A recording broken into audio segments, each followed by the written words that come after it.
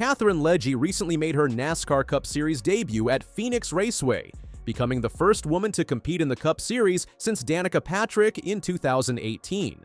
What should have been a celebrated milestone quickly became problematic.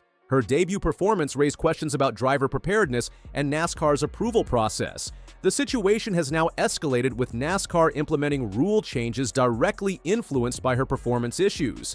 At 44 years old, Legge brought an extensive motorsports resume to her NASCAR Cup debut. The British driver has competed in various racing disciplines including IndyCar, Formula E, and IMSA Sports Car Championship. Despite her racing pedigree, her NASCAR experience remained limited, with only 4 Xfinity Series starts and 1 ARCA start constituting her stock car racing background.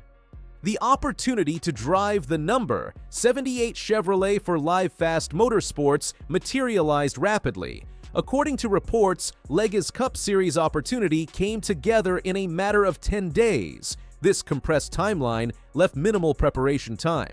Her primary preparation method consisted of simulator sessions, with her first hands-on experience in the actual car occurring during practice on the Saturday before the race. Legge's Cup Series debut quickly demonstrated the challenges of limited preparation time.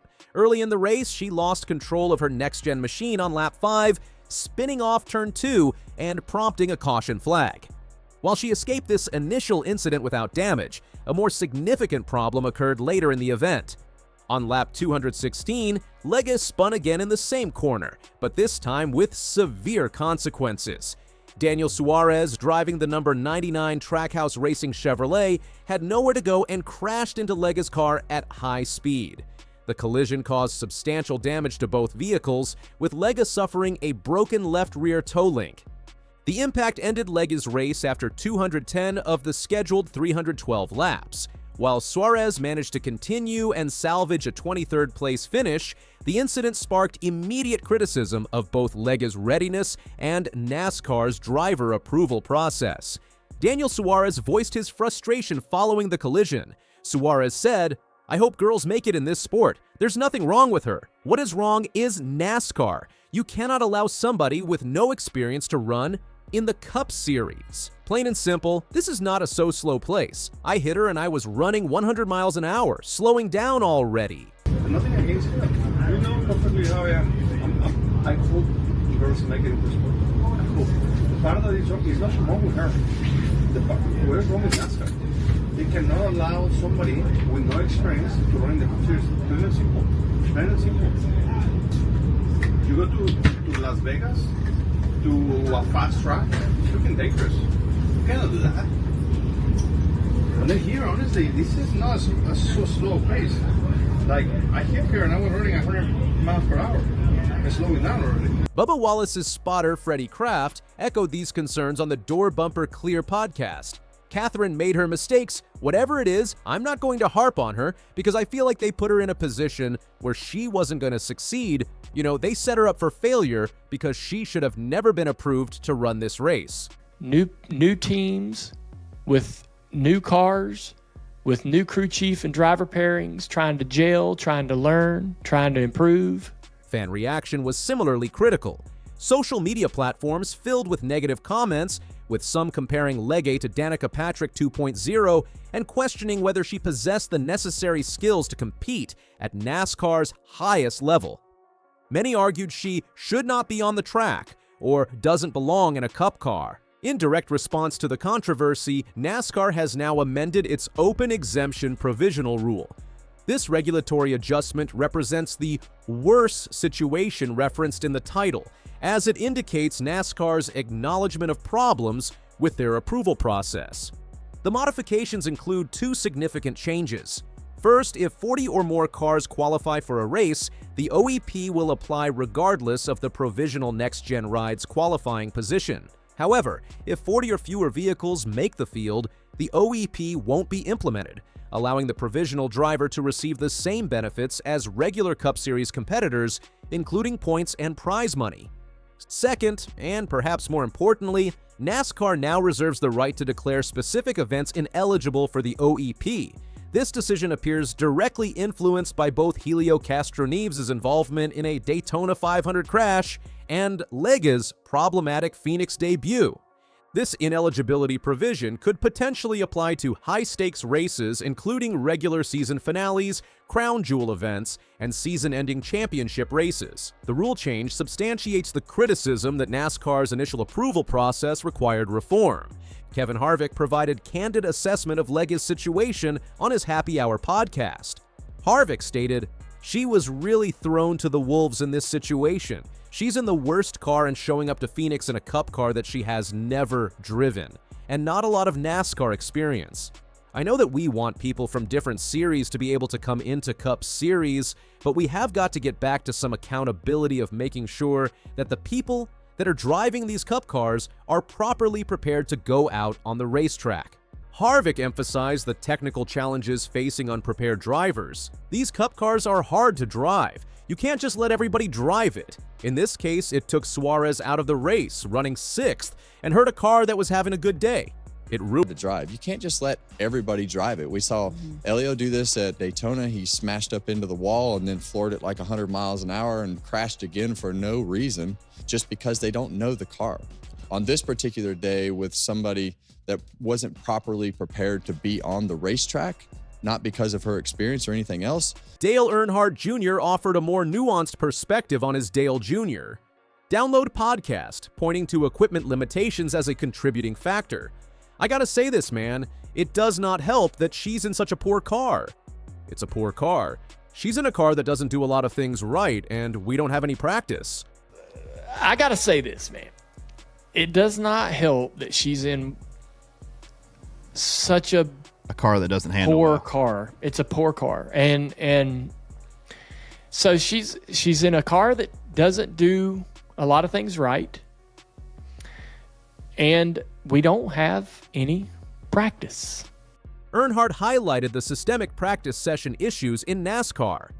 The lack of practice and the problems that creates is glaring, and it's in our face every other week, but we choose to ignore it because there's a lot of drivers, namely guys that are in the top third of the field, that don't need practice.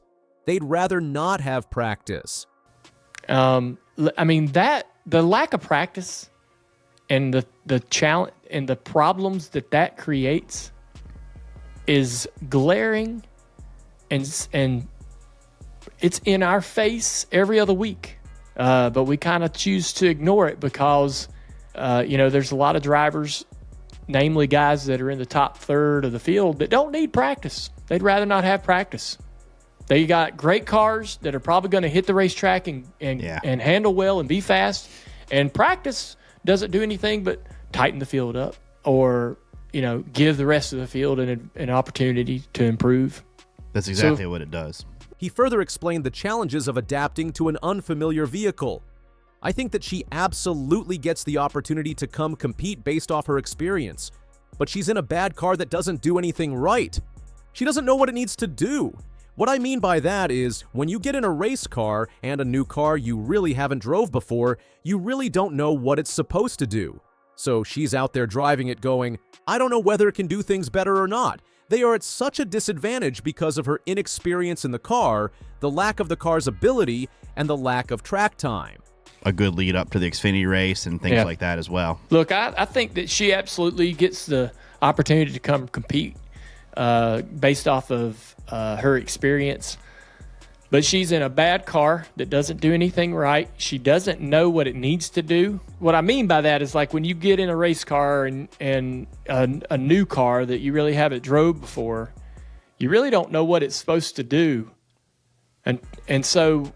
And it's a next-gen car that she's never even... That's what I mean. Yeah, okay. So you're in this car, and you're like, well, I don't know if it's supposed to turn better than this or not. I don't know if it can, right? And finally, you'll drive a car that does the right things, and you're like, oh, I didn't know that was possible. Now I'm going to ask for that. Now I'm going to go to the crew chief and go, yeah, this isn't turning good enough. We turned better last week. Can we figure out how to get that rotation I'm looking for? Because I know the car's capable of doing it. She has none of that, right, coming into this. And so she's out there driving it going, I don't know whether it can do things better or not. And I know what I feel and what I need to ask the crew chief for, but they are just at such a disadvantage because of her inexperience in the car, the lack of the car's ability and the lack of track time. That was just it's just not a good recipe for success. Legge's NASCAR approval covered road courses and tracks 1 mile and shorter. This classification typically serves as NASCAR's entry-level approval for drivers with oval experience in other series but limited stock car background. The process appears inconsistently applied when comparing different driver situations. For example, NASCAR approved Helio Castroneves for the Daytona 500 based on his impressive IndyCar resume, including 4 Indianapolis 500 victories, plus his familiarity with Daytona from the Rolex 24 and International Race of Champions Series experience. Conversely, NASCAR denied veteran racer Mike Wallace approval for the Daytona 500 due to his extended absence from competitive racing. Officials established a development plan requiring Wallace to compete at other tracks to earn Daytona approval for the following year. This disparity raises questions about what constitutes adequate preparation for NASCAR's Premier Series. Should drivers need experience in Truck or Xfinity Series before advancing to Cup? Is substantial experience in other high-level racing disciplines sufficient preparation? The challenge is compounded by the fact that the next-gen car handles differently than vehicles in lower NASCAR series or other motorsports categories. Following her exit from the race, Katherine Legge characterized her Cup Series debut as a baptism of fire. She acknowledged the difficulties but maintained a positive outlook. It's a really rough start. We made some changes to the car overnight, and they were awful. And I was hanging on like the first stint. I was so loose, and I was just hanging on to it. And then we kept making adjustments, and we kept making the car way more stable for me. And then at the end there, I think we were relatively quick compared to the field, so it wasn't bad. I wish we hadn't made the changes, but we're trying to find some pace, and we found it throughout the race, but it was a rough start.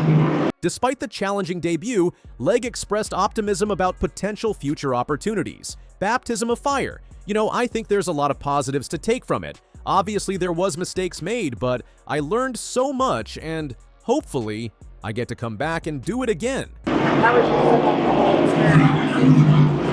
of fire. I think there's a lot of positives to take from it. Obviously, there were mistakes made, but I learned so much, and hopefully I get to come back and do it again. She also noted the support she received from the NASCAR community prior to the race, saying, "Everybody has been so friendly, so nice. It's been such a really cool, supportive paddock, honestly. So many have been helping me this week. It's made my heart very happy. I'm sure I'll meet the other drivers, and hopefully they're receptive to me. I'm not sure what to expect, so there's a certain level of apprehension that goes with that." Legge's situation highlights several systemic challenges within NASCAR.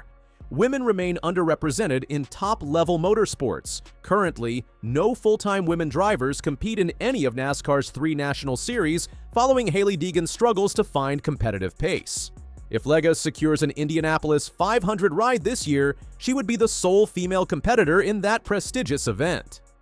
Practice time limitations present another significant obstacle. NASCAR has reduced practice session duration to control costs. While this approach benefits established teams and drivers, it disadvantages newcomers and lower-budget operations. The compressed schedule provides insufficient time for adjustments and driver acclimation, particularly for those with limited stock car experience.